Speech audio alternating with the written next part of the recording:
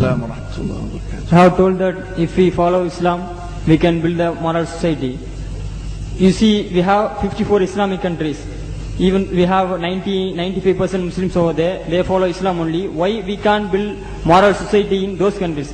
Like Pakistan, Afghanistan, they have a civil war between the fight between the Shias and Sunni Muslims. Why we can't build moral society over there, even though they have follow Islam? We have 95 Muslims over there. That is, you have told that if we follow Islam. No, you mean to say that Afghanistan, Pakistan, these countries are following Islam, but there's still civil wars and fighting amongst Muslims like Shia and Sunni?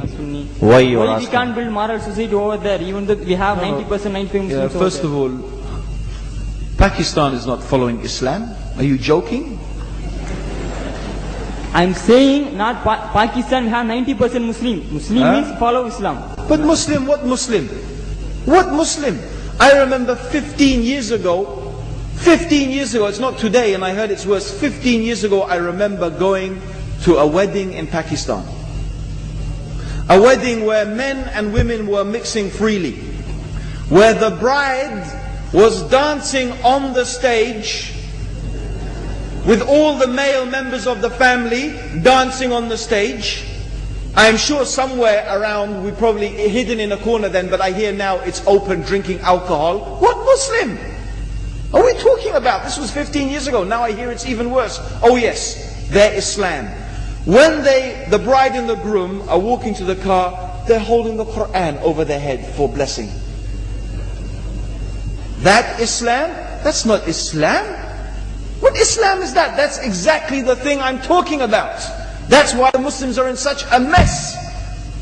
Because of this nonsense, this hypocrisy, actually they are insulting the Qur'an by doing that.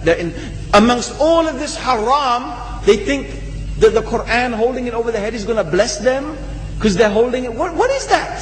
Where did they get this from? So, I don't know what we're talking about. In fact, this is the problem. You see, the Muslim world itself is so far from Islam. So many you find here in India. Oh, I know it's not a Muslim country, but there are lots of Muslims here. But I don't know what sort of Muslim. Most of them go to the dargah and they call upon some dead person in the grave, and they think that by talking to a dead person they're going to have their needs fulfilled. What's the difference between that and worshipping an idol? There's no difference, believe me. It's shirk.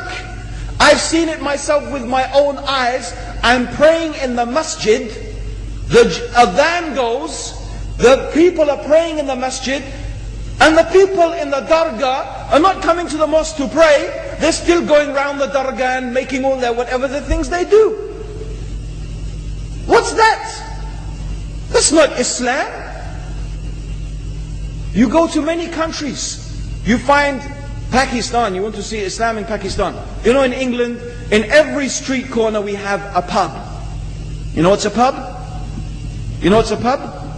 Like a bar, you know, a place where you sit and drink alcohol. Yeah? Yes? In Pakistan, believe me, they have something worse than that. Yes, worse. On every street they have a picture of a palm. Everywhere you see it, hanging from the windows. They have the picture of a palm. What's that advertising? Something worse than drinking alcohol. An invitation to disbelieve in Allah. That they're going to read your hand and tell your fortune. Shirk. It's shirk. Whoever believes, the Prophet said, sallallahu alayhi wasallam, whoever visits a fortune teller out of curiosity, Allah will not accept their prayers for 40 days. Whoever believes in the fortune teller has disbelieved in Allah and His Messenger. That includes, by the way, horoscopes. Yet and you see in Pakistan a picture everywhere of a hand. Worse than a pub. Worse than a pub. It is better to drink alcohol than make shirk with Allah.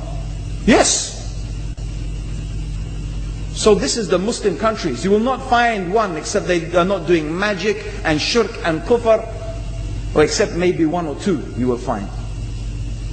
So this is the state of the Muslims. So no wonder we're in the confusion and the chaos. So these are not good examples. And this is really, in fact, the very reason that I'm saying why we are in such a big mess.